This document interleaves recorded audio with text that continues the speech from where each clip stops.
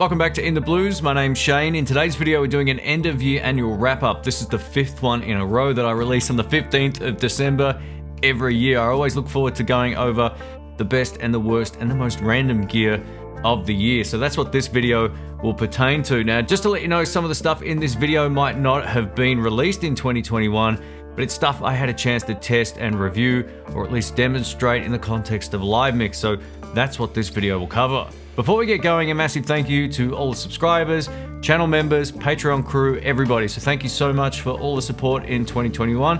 Or if you just like viewing the channel and you're not subscribed, please subscribe. No, it doesn't matter. If you watch the videos and you enjoy them, thank you so much. I always appreciate everybody's feedback.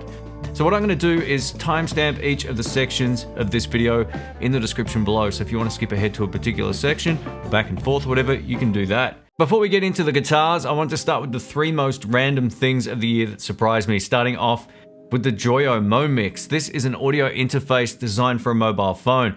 So you can plug it into your phone, get multiple input sources, like a mixer basically, and then use that as a live streaming device out to the web. So you can get multi-channel audio going out to your live stream audience, or you can use it to record guitar, bass, whatever it is, keyboards, whatever you want to throw into this directly into your phone via GarageBand or any other number of digital audio workstations. So it's up to you how you want to use it. This thing really surprised me. When I took it out of the box, I was like, I even said in the review, I was like, man, this feels really light. And then I was like, oh, so this is what it does. It solves a very particular problem. There's not a whole lot of really portable audio interfaces for phones that are very functional. And being that this is completely passive and you don't need to get an external power supply for it, it just plugs into the phone and it lights up. I think it's a really great thing. If you're looking for a really great little audio interface for your phone where you can do some mobile recording or live streaming with multiple input sources, this makes a whole lot of sense. The second thing that really surprised me was this random thing. This is the Rode 3 motorized tuner. Now, I already know this isn't an essential guitar product by any stretch of the imagination. A clip-on tuner will do the job. But if you're looking for a cool gift for someone or you're looking for something different, this works really well, and I'll explain why.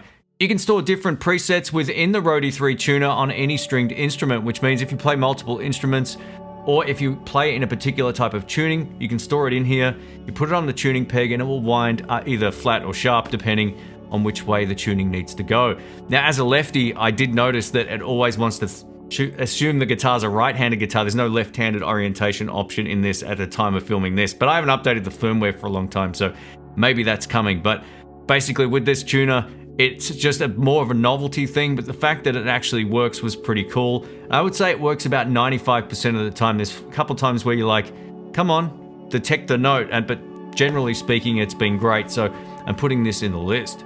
The third most random thing, and something that I'm glad I purchased this year, was a couple of these D'Addario cables. I'm not sponsored by them at all. I actually paid retail price for these at a shop, and they've been awesome. And what set me off onto the journey to get some good guitar cables this year was buying really crap guitar cables, thinking that they were going to do the job.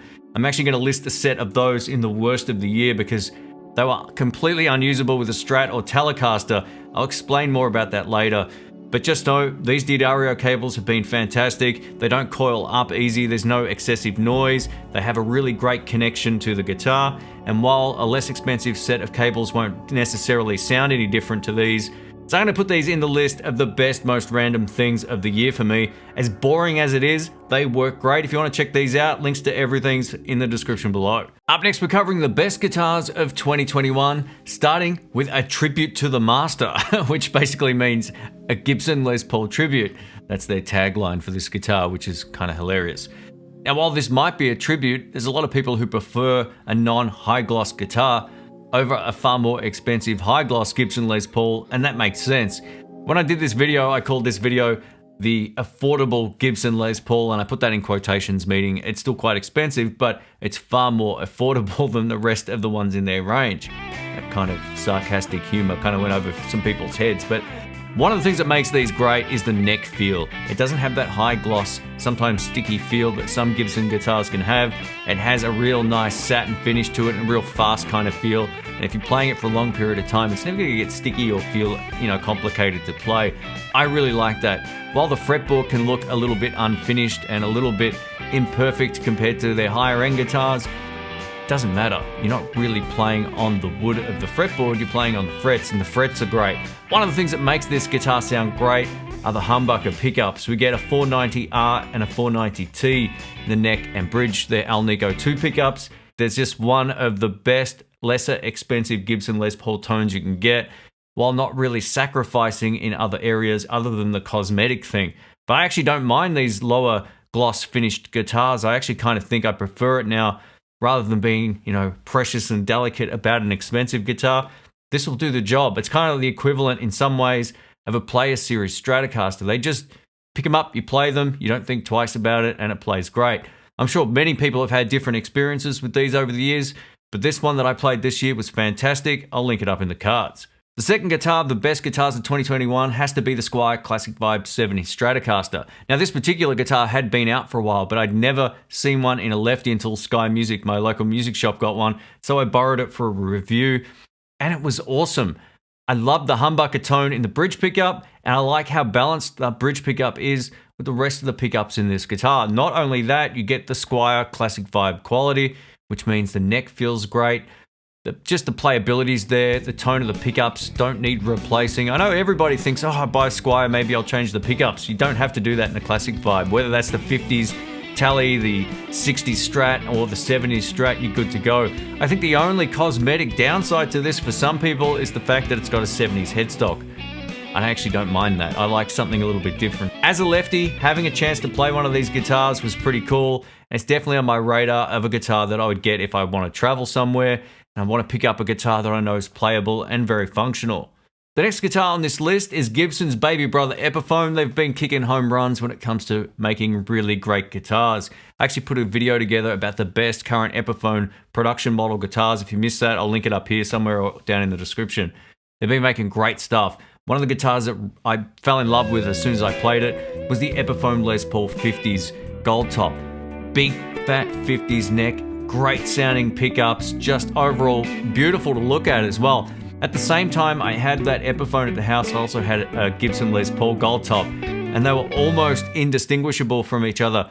The Gibson has more of a traditional gold top, whereas the Epiphone has a little bit more of a green look to the gold top. It's a little bit hard to explain, but visually and tone-wise, both were fantastic, and I think what even made it more appealing is the price point. They're far less expensive than a Gibson, but getting you most of the way there in terms of the feel and the tone. So I would have no hesitations recommending the 50s Les Paul to someone who loves that particular look and sound. Just make sure you're happy with a fat neck, and if you're not, go for the 60s one, which could have been on this list or is side by side with the 50s. Both of them are fantastic, but my personal favorite was the 50s Les Paul. The next guitar on this list is the Harley Benton Fusion T HH Roasted FNT. It's taken me 3 goes to get that name. It's really complicated. But anyway, it's a really great guitar. It's a Tally style electric guitar loaded with 2 humbuckers.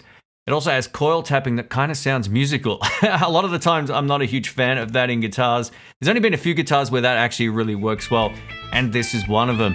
The star of the show with this guitar is how the neck feels in the hand, and we also get stainless steel frets as an upgrade, which is killer. Having stainless steel frets in a guitar is a great long-term decision. It means you'll never have to replace them. They just don't wear out the same way that the old frets do.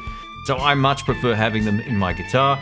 Anytime I get a guitar refretted, stainless steel frets go in, so it's great that Harley Benton are putting them in this guitar. The thing I love most about this is the roasted maple neck. It is beautiful, it's got a nice satin finish, and it looks stunning. Out of all of my guitars, this ranks in the top 3 of necks. It's beautiful, and it's 322 euros, which is far less than a lot of the guitars I have in my cupboard over here. So it's a beautiful sounding guitar, but more than that, it feels great to play. I played this a number of times live already, and there'll be some clips coming up about that if they're not already out at the time of this video, but just a great sounding, great playing guitar. I've heard some criticisms of people saying the pickups didn't sound that great. I was like, I tested this live through my Fender amp and it cooked. I think it's a really great option if you're on a budget and you want a really quality instrument. Up next is a little bit of a 2-in-1. If you don't know the channel, I'm a big fan of Fender guitars, mostly Strats and Telecasters. Well, mostly Tallys, but I still love playing a Strat from time to time. It's good to have both. That's the way I look at it. So I'm going to do a 2-in-1 with this one. The Fender American Pro 2 Strats and Telecasters. These are ideal long-term guitars. I've said this a number of times on the channel, on live streams, anytime I'm asked about it. I think these might be the best production model guitars that Fender have made in a long time. Now, I'm a big fan of the American Original Series Strats and Telecasters, but they're far harder to find, and Fender are kind of like getting rid of those now, and they're focusing more on these. So these are far easier to find. So if you're thinking about either going for an American Original or the Professional 2, the Professional 2 guitars are just as good, but different, right? They got some more modern appointments. Now, you might not be a fan of those push-push pots giving you extra tonal combinations and so forth, but you don't have to use it, right? You're still getting a very great guitar straight out of the box, comes in an awesome hard case. So there's not a whole lot to dislike about them, and I love the new colors, the Dark Knight color especially, and the Miami Blue. See the Grand Theft Auto Vice City back here? I'm a big fan of Miami Blue, so yeah, it's super cool. These guitars would be a great long-term investment if you're on the fence about buying a Player Series or an American Pro 2 as a long-term guitar. The American Pro 2, very, very good. I'd love to see if Fender can top that on their next iteration. Recently, I reviewed the Gibson Les Paul Slash guitar in November Burst. Man, I was so close to buying this, and it's still going around my head, but I don't need another guitar, right? That's what everyone says. But I just sold a Gibson Les Paul recently, so I was kind of like, ooh, do I go back and test this one out? It might be on the cards for next year. We'll see how we go. One of the big reasons why this sounds as great as it is the skull signature on the back of the headstock. That's a joke, by the way. No, it's got the Gibson burst buckers, the Alnico 2 ones, which are my favorite pickups from Gibson. I've got them in my Flying V, and that just sounds beautiful. And this just sounded just as good as my Flying V, but it's slightly different. But the great thing about this guitar is it feels awesome in the hand. It was set up beautifully as well. The neck is nice and chunky as well, so if you like a 50s neck, you're gonna love this. The finish looks spectacular as well. And earlier I mentioned that the Tribute looks good, being that it's a satin finish. It does, but this also looks really, really good. This is more of like your Tobacco Burst. I don't know if November Burst and Tobacco Burst is the same. I'm not that into specs, but if you like burst bucker pickups and a quality guitar, this would be high on the list of the best Les Pauls I've ever played, especially at this price point. The last guitar on this list has to be the Vola Vasti in Surf Green, and this isn't just because Vola were nice enough to send one out. This guitar is awesome. I had a chance to play it live, which completely transformed my opinion on it from how I thought it was going to perform compared to the older guitars to how it performed in the context of a mix. The neck pickup on this guitar is beautiful. I say this guitar because it's right behind me here. The neck pickup is a typical Telecaster pickup. They're Vola's in-house brand pickups, and it has the strattiness to it, which a lot of neck pickups don't have. You might be saying, hey, why do you want a stratty sounding neck pickup in a Tele? Because that's the sound to go for. You want that top end there. You don't want a warm, woolly sound. I was a huge fan of the bridge pickup in this guitar, and while that sounded great live, the neck pickup was one of the nicest out there. It's right alongside my Fender American Original 50s Telecaster in terms of tone. It's got all the spank. It sounds beautiful. Bridge pickup has a passive boost that allows you to get more output and kind of gives you a mini humbucker tone. So it takes a single coil sound and then it can kind of fatten it out into a mini humbucker. It's pretty wild. Not only that, the guitar is a bit more modern. I know that's not for everyone shape-wise, but it feels great on. It's super lightweight. The neck on this guitar feels beautiful. It's got a nice satin finish. It's never sticky, and it's extremely playable, although it does have quite a thin neck, which might not be for everybody, and quite a flat fretboard, being that they've gone for more of a modern vibe. So just keep all those things in mind. I'll link to this below as well. Check it out. It's definitely worth it. It completely surprised me, and I've been using it a lot in the context of live mix. It's time to cover the best amplifiers of 2021. I had a chance to test out some great stuff, but the first amp that I just thought of as soon as I put this list together was the Fender 62 Princeton Chris Stapleton Edition amp. One of its downsides is that it's only 12 watts, which means it's not the loudest amp out there, but for 12 watts with a 12-inch custom speaker, it has quite a lot of volume. And I think one of the best things about a Princeton is once you can get them up past about 1 o'clock or 12 o'clock on the volume, it starts hitting the amp's sweet spot. And with pedals, you can push this even louder if you keep the clean headroom available before distortion just by turning up the volume. Now, this only has 4 controls. We get a volume, tone, speed, and intensity control. So it comes with vibrato, but no reverb. So that might also be a deal breaker for you. And I thought maybe I'd be missing the reverb not having it. But there's something about the sustain and the feel and the girth of the sound of this amplifier that doesn't make me miss it whatsoever. And you can always add a delay pedal into the mix or whatever. It's a very, very simple amp in terms of its design, but one of the best, nicest sounding Fender amps I've ever played. So if you're keen to check this out, I'll link it down below and you can have a look. This amplifier completely surprised me. It's the exact opposite of what I would normally go for. Just as a guitarist, I usually like an amp with reverb that's usually a bit louder in terms of its wattage, but this thing is beautiful. If you can get your hands on one of these, definitely give it a go. The next amplifier on this list is the Fender 68 Custom Pro Reverb. This is loaded with a single 12-inch speaker and it's rated at 40 watts, which is great for gigging musicians. It does distort once you start pushing it up past about 1 o'clock again on the dial, or about 6 or 7 on the dial. But with that in mind though, this thing is awesome and it's not that heavy either, which is a really great thing considering that it's a full tube amp.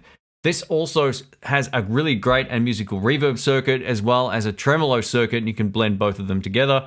They ditched the second channel, which would normally be on a lot of these styles of amps. So there's no normal channel, then the vibrato channel. It's a one channel amp, which is something that I really like. It comes with a foot switch as well, but just overall the tone and the output of these is exactly my kind of sound. This is the sort of amp I would go for. I actually borrowed this from Fender. They sent it out just on loan. I didn't get to keep it. They didn't pay me to make the video or anything like that. I have to tell you, it was just a great amp to play. I own a similar amp to this in some ways. I have a Fender Blues Deluxe with an Eminent Swamp Thing, and they weren't too dissimilar in some ways, so it's kind of like a little bit redundant buying one. But for me, in my particular situation, I would probably sell my Blues Deluxe if I was to buy one of these, because I wouldn't need two 40-watt Fender amps. But man, this thing sounds great. Just the reverb feel is beautiful. The vibrato circuit sounds great. It's got a low noise floor, which was a huge problem with the earlier models of the 68 Custom Deluxe reverbs, which I owned one of them as well, and that had a bit of a noise floor to it. But this, I would have no hesitations recommending this to someone who likes that beautiful sort of blackface kind of sound that Fender are known for. So if you like the 65 Deluxe reverbs, but you wish it had a little bit more and you don't want to get a twin, this is much nicer in my opinion tone-wise than both of those amps. The next amplifier on this list might be the best home practice amp I've ever played, and there's one big reason why. Don't need your phone. You can just use it and play with it and use all the controls on the top. This is the Joyo DC15S practice amplifier, and one of the reasons why I give this the nod, it has lots of great sounds built directly into a control pot that you can turn on the top. It's also battery powered. It has an internal battery so you can charge it up and take it with you. You don't have to rely on having a power supply plugged into it all of the time, which is awesome. But it has a looper function that I love. Another benefit of this amp is it has really great reverb and delay tones as an effect on the amp, and you can store 2 of your favorite presets. It comes with its own foot switch so you can do looping and then switch channels and all that kind of stuff and jam along with it. This might be one of the best practice amps I've ever played. Now this is completely aimed at a home practice situation. It has a really great line out so you can record into an audio interface or whatever the case may be. It's not loud enough to gig with, and it is a digital amp, but all those things aside, it's definitely one of the most practical and usable little jam amps I've ever used, and it's sitting right on my floor over there. It's a killer amp, definitely worth checking out. I'll link it below. Up next, I'm going to talk about some Marshall amplifiers that completely surprised me, and I made some videos about them here at the house and also doing the Keys to the Guitar Shop series, one of which was the Marshall MG30FX. This solid-state amplifier with some digital effects totally kicks ass. If you're looking for an amp that sounds great with pedals, it's far louder than it should be and sounds far better on the clean channel than it should, this is a really great choice. Now, it does have like a drive channel built into it and all that kind of stuff and all these effects, but you turn all that off, use it as a clean pedal platform, and it totally cooks. I've actually made a dedicated video about why this is a great pedal platform amplifier.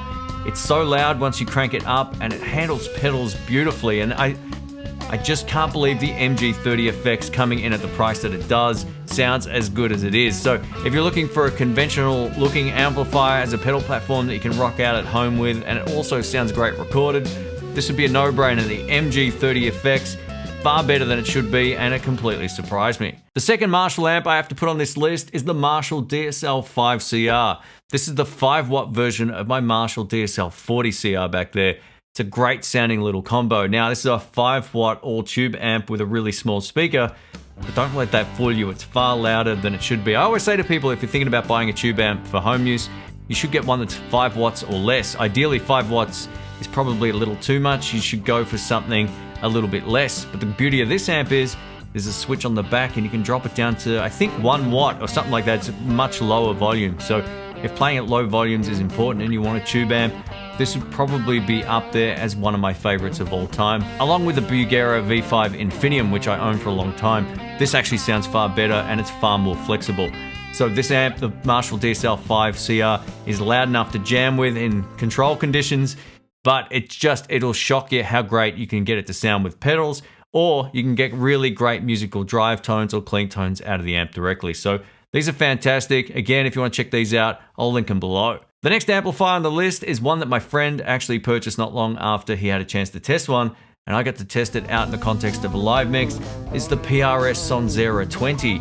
Now, I've never been the biggest fan of the drive channel on the PRS amps. I think there's like a weird sort of fuzz overtone to it, but the clean channel is spectacular. And one of the things that makes this very different to, say, a deluxe reverb at 20 watts is the fact that this is a bit smaller. It also has a 12-inch speaker, and you get the 6L6 style output tubes, giving it a really big and full sound, kind of reminiscent of like a smaller version of a Twin. Or if you've ever played a Hot Rod Deluxe versus a deluxe reverb, there's a big difference in the amount of oomph. So these Sonzera 20 amplifiers from PRS sound great in the mix. They hold their own, being that those 6L6 tubes give it a little bit more headroom on the clean. They're a great pedal platform. My only small criticism of them is that drive channel isn't fantastic. You could probably get away with it in a pinch, and maybe if you're playing Fusion or something like that, you could get some use out of it. But for a blues player, chuck a blues driver or whatever you want to put in front of it and you'll be in business. These amps sound far better than they should, and they're fairly affordable considering they're PRS branded. So if you're looking for something different, give the PRS Sonzera 20 a look. They're just something different, and tonally they're very different to, say, a standard Fender amplifier, but very reminiscent in some ways, just based on that beautiful clean channel.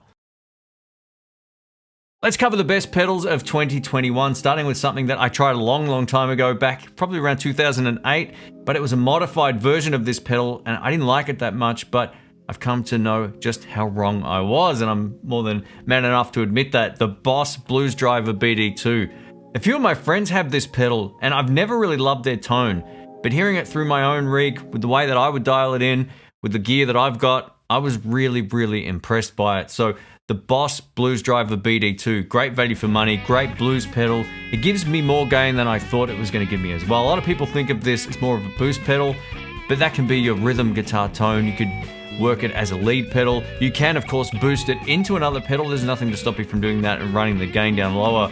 This pedal's basically bulletproof. It's been around forever, and it will be around forever. I've said it a million times. I think Ibanez and Boss got a lot of these effects right many years ago. So if you're looking for a great dirt pedal, I don't think there's really any sacrifice to this one, except that it doesn't give you a mids boost. It's a little bit different. It gives you a little bit more low end, a little bit more high end than what you would find in something like a Tube Screamer, which gives you more mids, but rolls out the lows and rolls out the highs. So it's kind of like the opposite of that. And for that reason, I just think it's a great pedal. It was something that I'm glad I've revisited, and that video really took off, and if you missed it, I'll link it up in the cards. Second on this list of the best pedals of 2021 is a little bit of a two-in-one, and this is from a company out of Russia called G-Town Custom Amps.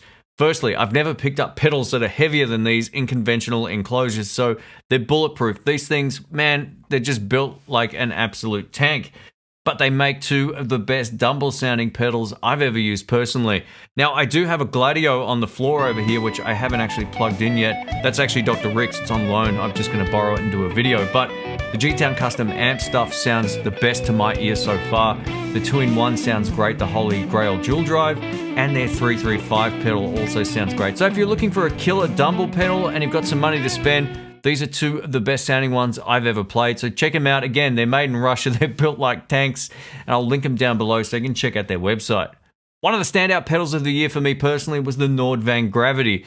Now, I've tested out a number of pedals that are trying to do this exact thing, and this particular pedal combination was something that I used live for many years.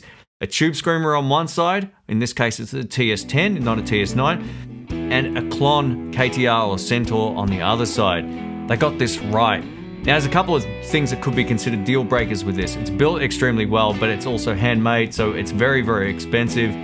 But it's just a great representation of those two pedals individually on a board, so you do save some space, and it's very easy to change the signal chain from stacking the clon into the tube screamer. You can reverse it and put the tube screamer into the clon if you want to reverse that without having to do any cable management stuff, so that's cool. It also has some bass and toggle switches on there to give you different EQ settings.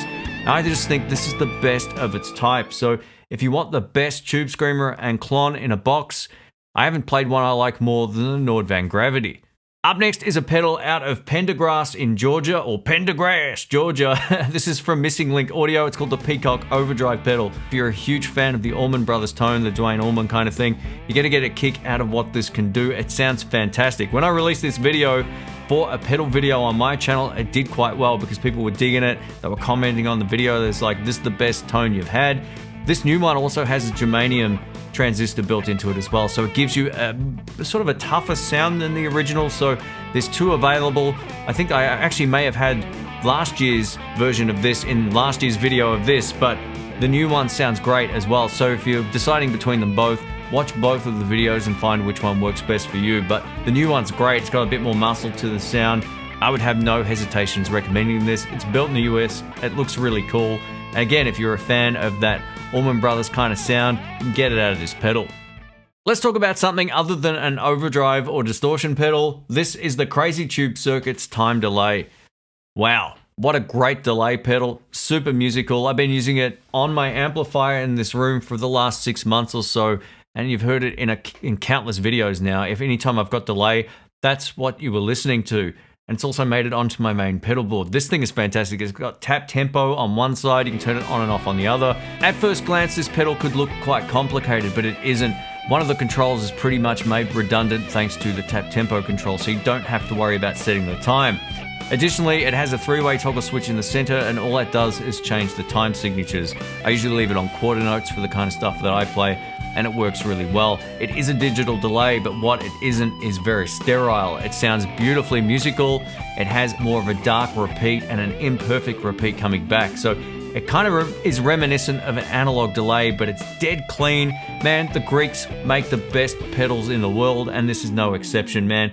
Crazy Tube Circuits, Time Delay, give it a look. It'll be the last digital analog sounding delay pedal you'll ever need. Up next is maybe the coolest looking wah pedal I've ever seen. I had a chance to test their early model of this out about 10 years ago. I borrowed it from Deluxe Guitars here in Melbourne, Australia, and it was awesome. About 10 years later, Jam Pedal said, hey, do you want to try some of our stuff? And I said, yeah, I'd love to, because they make great stuff. So Jam Pedals are out of Greece. They're one of the premier pedal builders over there, which is a bit of a redundant statement now because just about everything coming out of Greece is really good. Their wah pedal is the best that I've ever used. It was far out of my price range, so this is very expensive, and I don't think everyone can justify that. But if you're looking for a top-end wah pedal, it sounds great and looks cool and gives you very different sweep and cue modes thanks to a toggle switch on the side. This would be a no-brainer. Again, you're buying something that's not mass-produced. This is handmade, and the finish on it just looks spectacular. So this is still my favorite wah pedal of all time. I probably should have bought one in the last 10 years, but my GCB95F was doing the job. If you're really happy with your wah pedal, then stick with it. There's no reason to upgrade, but if you're looking for the best that I've had a chance to try, give these ones a look. I'll link it down in the description. To wrap the pedal section up, I'm going to throw in some honorable mentions at the end here, but I'm also just going to throw in this as a really affordable, great sounding rat style pedal. This is the Sonic Cake Rude Mouse.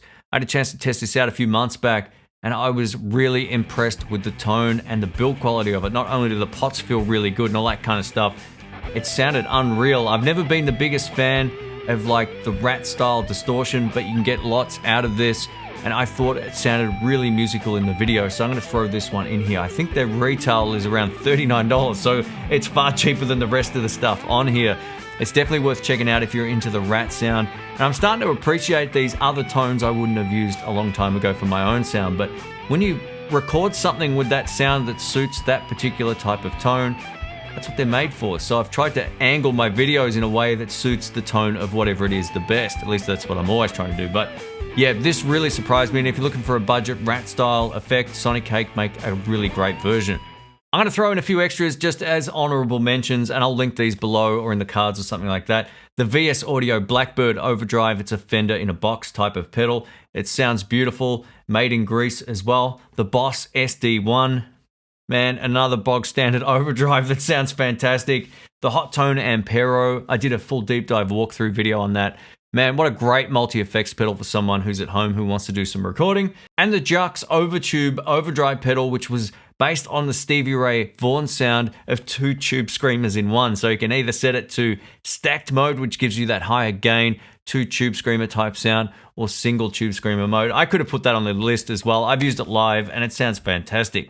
All right, here we go. This is my list of the worst things I had a chance to try in 2021. Now, if you watch my reviews and you don't stay till the end, I always give you my thoughts about it. And I'll always try to keep in context what it's supposed to be doing and how well it stacks up against other things I've had experience with over, I guess, the last 12 years or however long I've been doing this, right? So one of the things that really underwhelmed me to no extent was the Squier Classic Vibe 60s Jazzmaster. And there's 2 main reasons why I don't like this guitar. One, it's overcomplicated in terms of its switching and those recessed sort of pots on the top of the guitar. It just doesn't sound very good. Those pickups are the brightest, most unusable pickups for what I would consider the target audience for these. Now, you can, of course, scoop out more top end or shape your top end more using your amplifier and also your pedal chain if you're using pedals. But I had the treble on the amp almost all the way down and it was far too bright. I've never had that experience with any other guitar in this room doing what I do. Everything else is consistent. So the only thing that changed was the guitar and it was just a little bit on the shrilly side. So I would have a hard time recommending the Squier Classic Vibe 60s Jazzmaster overall unless you're really looking for that particular sound. Now I'm going to preface this by saying if you already own one, you play heavier music, you might get a kick out of that, and I said that in the video, but this was maybe the most underwhelming guitar from Squier's Classic Vibe range that I've tried personally.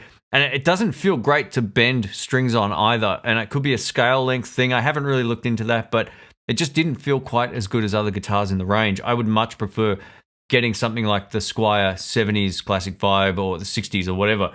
They're all far better guitars with much better pickups. I think had this have had better pickups, I wouldn't have critiqued it as much, but the switching and the toggles, the recessed pots definitely aren't a point of interest for me. I just think it's a little overcomplicated, but it's a beautiful guitar in the hand, so if you love it, you could always upgrade the pickups.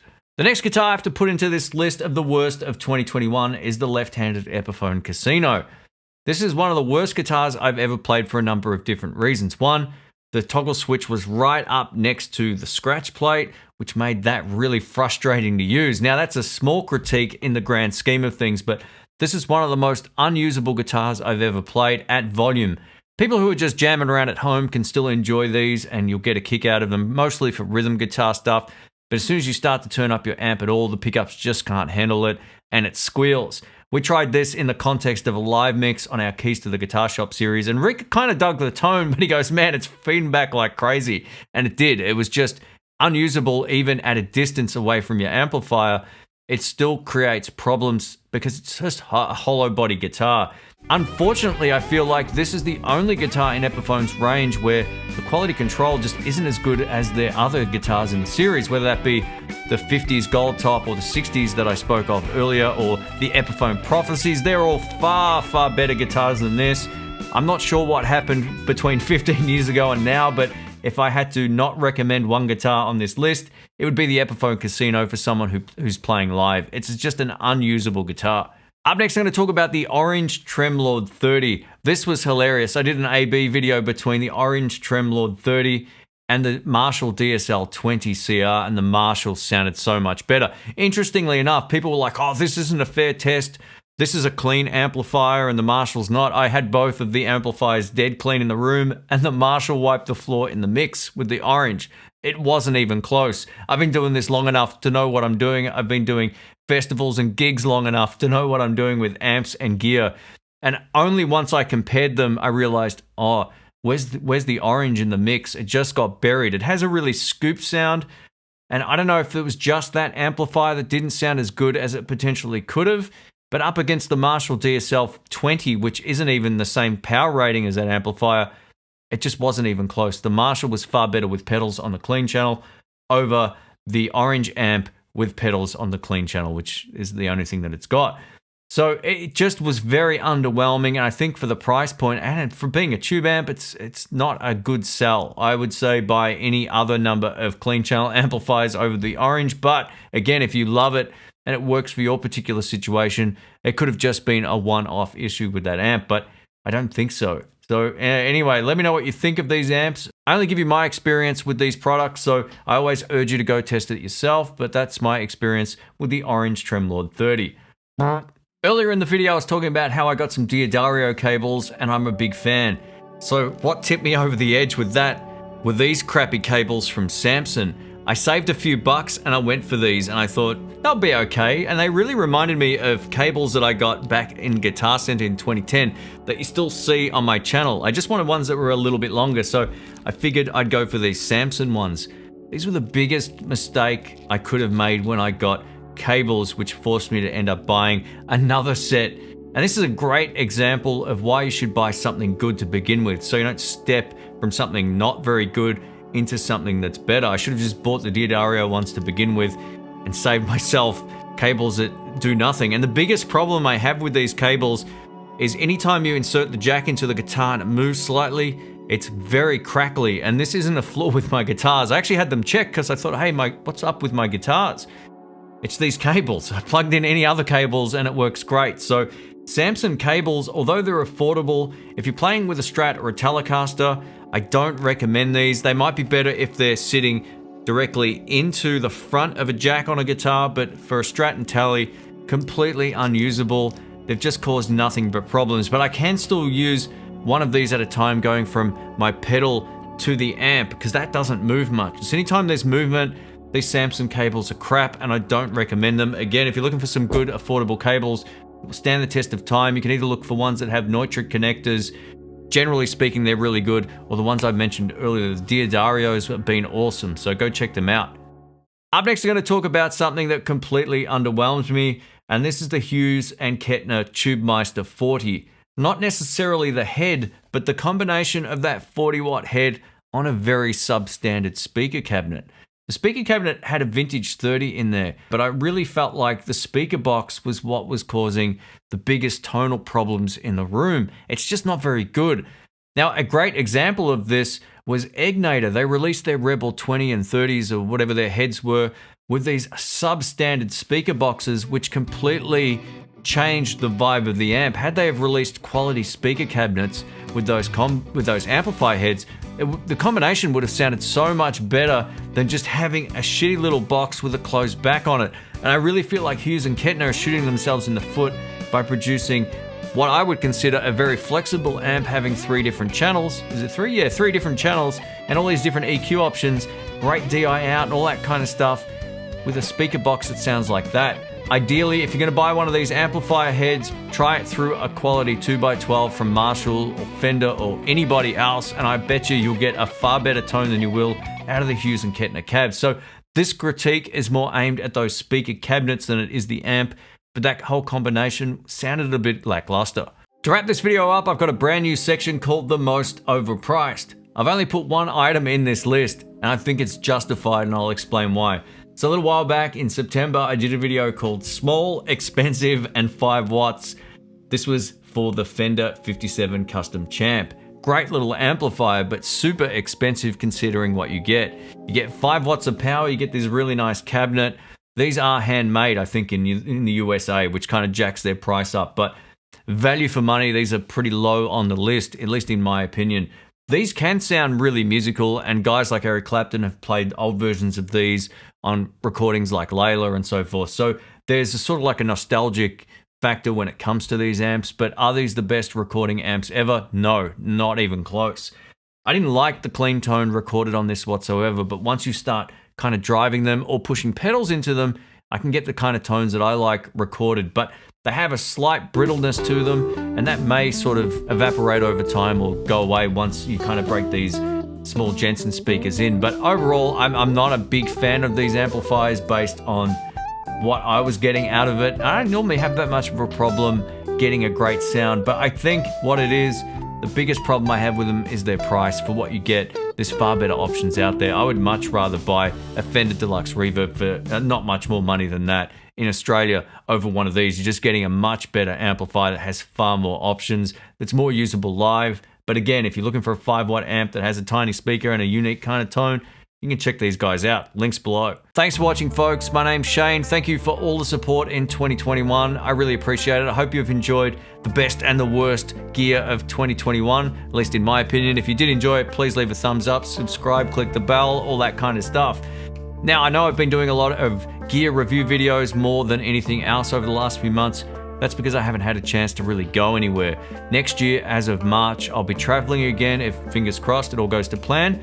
And I'm gonna bring you a whole bunch of different content mixed in with other guitar reviews and amps and all that kind of stuff. So the stuff I have planned, I'll announce when the time is right.